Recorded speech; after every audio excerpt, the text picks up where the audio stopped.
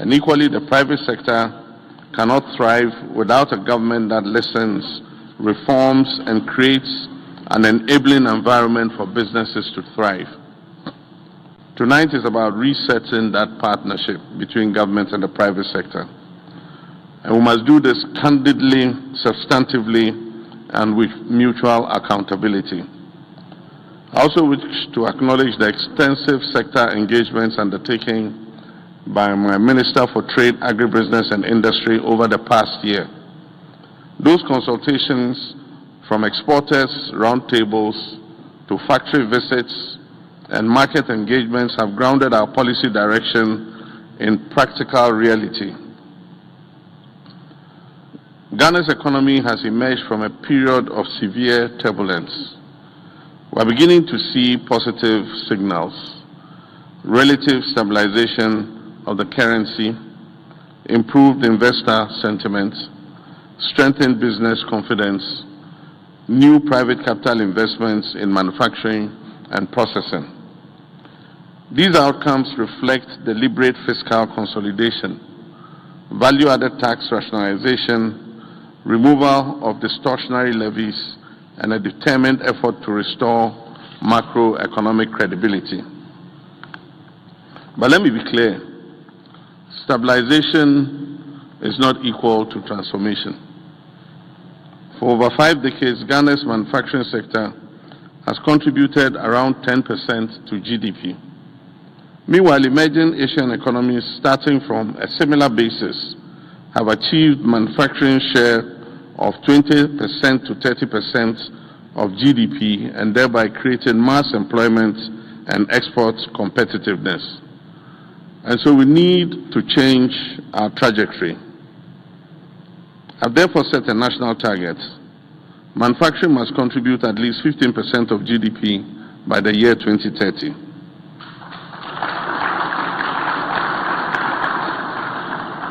Supported by 500,000 new quality industrial jobs. This will require structural reform and not incremental adjustments. I take note of the Ghana Chamber of Mines' recent report that says that Ghana is losing competitively in investment to Benin, Cote d'Ivoire, and Nigeria. There are many areas we need to look at as outlined in the report. Areas like corporate taxation, electricity tariffs and stable power, duties on machinery and equipment, and several other factors. And so, across every subsector represented here tonight, one constraint dominates. That is the cost of energy and reliability of power. Industrial tariffs in Ghana remain uncompetitive relative to our regional peers. No industrial nation thrives under structurally high costs of power. This administration will accelerate energy sector debt restructuring, expand generation capacity, particularly in renewables, introduce differentiated off-peak industrial tariffs, improve transmission efficiency, and promote embedded generation in industrial enclaves. Energy reform is not optional. It is foundational to Ghana's industrial takeoff. The same applies to water supply for manufacturing. We must reform the water sector and include private sector participation in the supply of industrial water. While interest rates are falling sharply from the highs of about 38% a few years ago, industrialization cannot take off when interest rates remain around 18 to 20%, and lending tenors are quite short-term. We can resolve these challenges by establishing dedicated financing windows for manufacturing, partner with the Bank of Ghana and development finance institutions, develop special purpose vehicles for SME industrial expansion, expand credit guarantee schemes, and deepen long-term capital market instruments. Access to affordable patient capital will be treated as a structural reform priority by this government. Smuggling under declaration, counterfeit goods, and rebagging of inferior products are not minor infractions. They constitute economic sabotage. To stem this tide and protect our fledgling manufacturing sector, we will intensify coordinated border enforcement, treat trade infractions as economic crimes, dismiss and prosecute public officers found culpable, deploy technology-driven customs surveillance solutions, and rigorously enforce product standards. This government is determined to protect Ghanaian enterprises so they can thrive and grow. Industrialization requires secure land tenure and protection of agricultural resources. In this regard, we will accelerate litigation-free industrial land banks, reform land tenure to support commercial contract farming, strengthen action against illegal mining and sand winning, expand irrigation systems, and invest in storage and cold chain infrastructure. Land reform is absolutely essential for our economic transformation. Sector-specific actions that we need to take. In textiles and garment industry, enforcement against counterfeit fabrics, tax exemptions on machinery and inputs, mandatory local procurement compliance, and with the agro-processing sector, commercial contract farming frameworks, expanded irrigation, post-harvest infrastructure for preservation and storage, fast-tracked agro-industrial land allocation. For pharmaceuticals, incentives for local API production, active ingredient production, stronger border enforcement against smuggled drugs, support for WHO GMP compliance. With the cement industry, enforcement of LI 2491, promotion of local clinker and other component production, resolution of port constraints in terms of discharge and logistical handling, and crackdown on rebagging of inferior cement. With iron and steel, border enforcement against smuggled steel, VAT compliance in scrap supply chains, tax exemption on plants and machinery, integrated value chain strategy, and ban on ferrous and non-ferrous scrap material. For food and beverages, stronger port enforcement, cold chain investment, and local raw material substitution.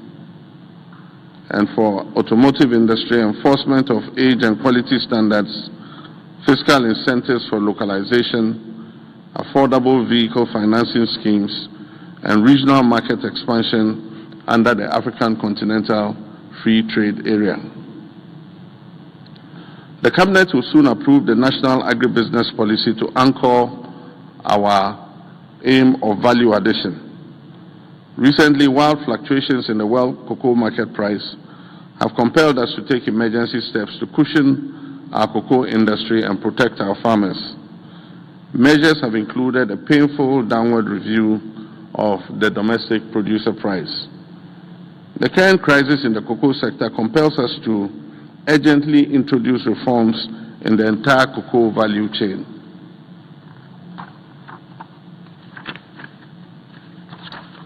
Reforms will include, amongst others, domestic funding for cocoa purchasing, expanded involvement of local licensed buying companies in cocoa purchasing, including the revamp of the produce buying company, expand value addition and processing of cocoa and other tree crops locally, automatic price mechanism that pays the farmer 70% of the international market price at prevailing exchange rates, drastic reduction of expenditure and elimination of waste in the cocoa board, and retooling of the cocoa processing company. We must move Ghana from a raw commodity exporter to a value-added producer. The same applies to the extractive industry. To achieve processing of all mineral ores locally within a 5-year time frame. At the center of our transformation agenda is a 24-hour economy policy. Factories operating one shift produce one shift's output. Factories operating 3 shifts maximize capital, infrastructure, and labor productivity.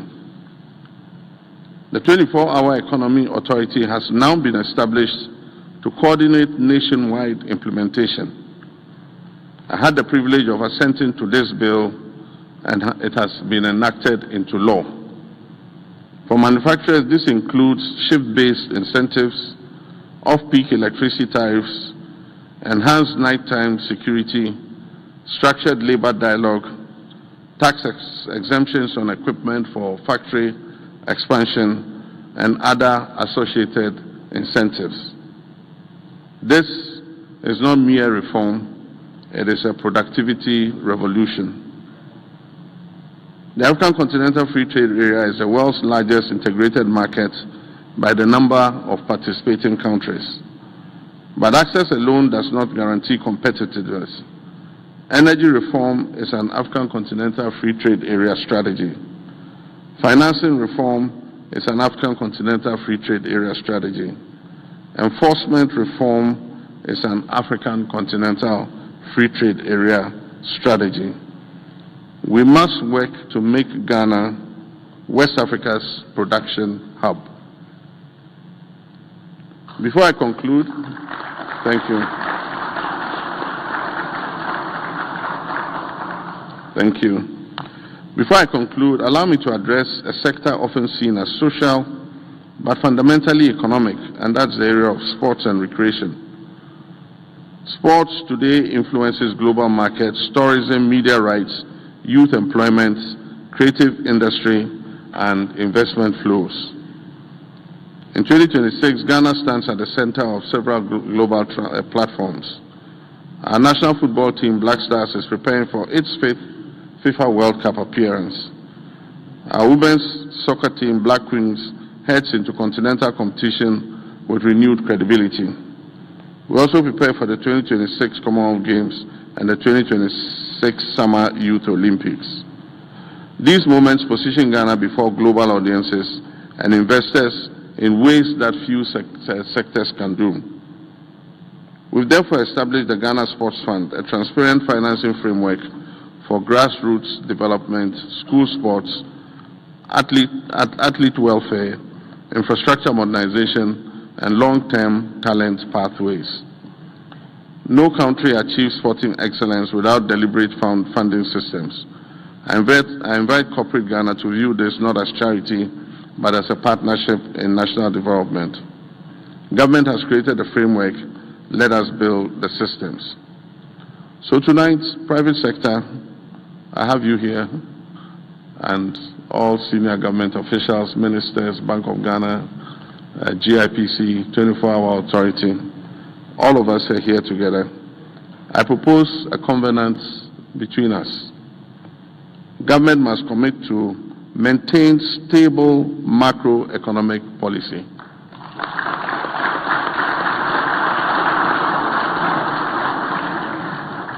The turbulence in macroeconomic policy affects your businesses. We must maintain regulatory clarity. Regulations must be clear and simple and not intended to obstruct private business. We must look at the whole structure of industrial financing and apply industrial financing reform. We must enforce fair trade, so fair trade enforcement. Government also commits to improving infrastructure, including the roads, utilities, power, water, so that the private sector and industry can expand and thrive. And then also government commits to regular consultation with the private sector to resolve the challenges and obstacles that prevent your businesses from growing. In return, I ask the private sector to invest and scale up domestic production, create additional Ghanaian jobs, prioritize local content, invest in skills development, maintain international standards for our products, and engage transparently in policy dialogue with government.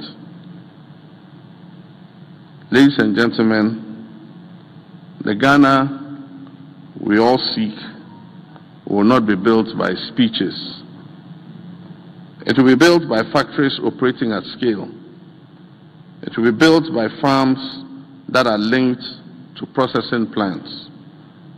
It will be built by laboratories that are producing pharmaceuticals. It will be built by industrial parks that are producing for Ghana and exporting to Africa and beyond. And so, today is a presidential dialogue with the private sector, but let us move from dialogue to delivery as we leave this place. Together, we will build an industrial Ghana that is competitive, resilient, and prosperous. May God bless our homeland Ghana and make our nation great and strong.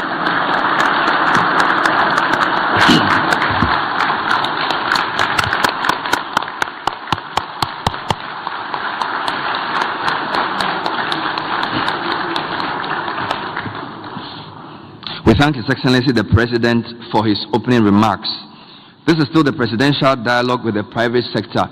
Before we open the floor for the private sector, we would hear from two sector ministers. I'd like to first invite the Minister for Trade, Agribusiness and Industry, who is also the MP for Techima North, the Honorable Elizabeth Ofusue-Jari, to bring to us her presentation ahead of the engagement. Let's welcome her with a round of applause.